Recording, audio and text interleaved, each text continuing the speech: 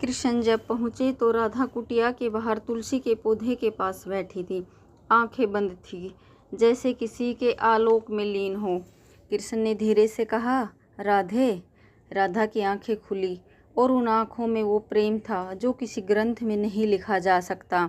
उन्होंने मुस्कुराकर कहा, अब समय आ गया है प्रभु, अब मेरी आत्मा विश्राम चाहती है।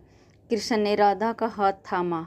राधा की सांसें धीरे धीरे मंद होती चली गई, पर उनके चेहरे पर मुस्कान बनी रही। राधा की देह वहीं तुलसी के नीचे समाधि तो हो गई, किंतु उसी क्षण एक रहस्य जन्मा। राधा की आत्मा को मोक्ष तो मिल गया, पर उनके अंतिम शब्द कृष्ण के कानों में गूंजते रहे, प्रभु जब धरती पर प्रेम का अर्थ फिर से खो जाएगा, तब मेरी आत्मा लौटेगी।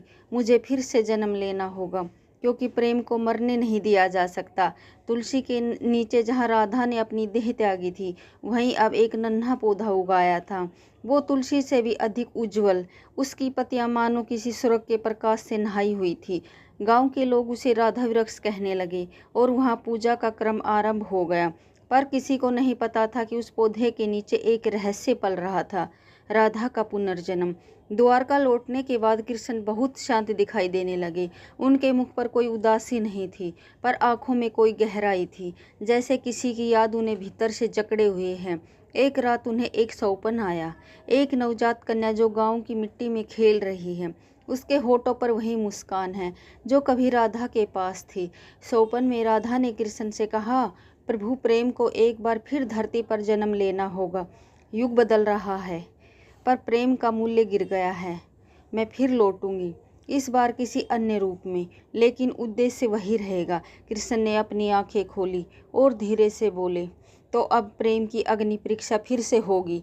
बरसाने से कुछ दूर एक साधारण किसान के घर में एक कन्या ने जन्म लिया। नाम रखा गया ललिता, पर इस कन्या में कुछ असाधारण था।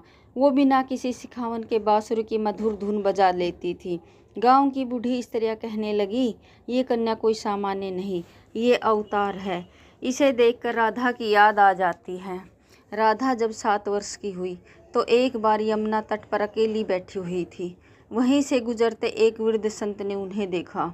उन्होंने उसकी आंखों में देखा और थर्रा उठे। ये वही दृष्टि है, वही आत्मा है। राधा लौटी है। ललिता को सपनों में एक मोहक श्याम वर्ण पुरुष दिखाई देने लगे। वे कुछ नहीं कहते, पर बांसुरी बजाते हैं। वो आवाज़ ललिता को कहीं दूर भीतर तक खींचती है। एक रात ललिता ने अपनी माँ से कहा, माँ क्या आप जानती है कि प्रेम क्या होता है? माँ मुस्कुराई, तू अभी बच्ची है।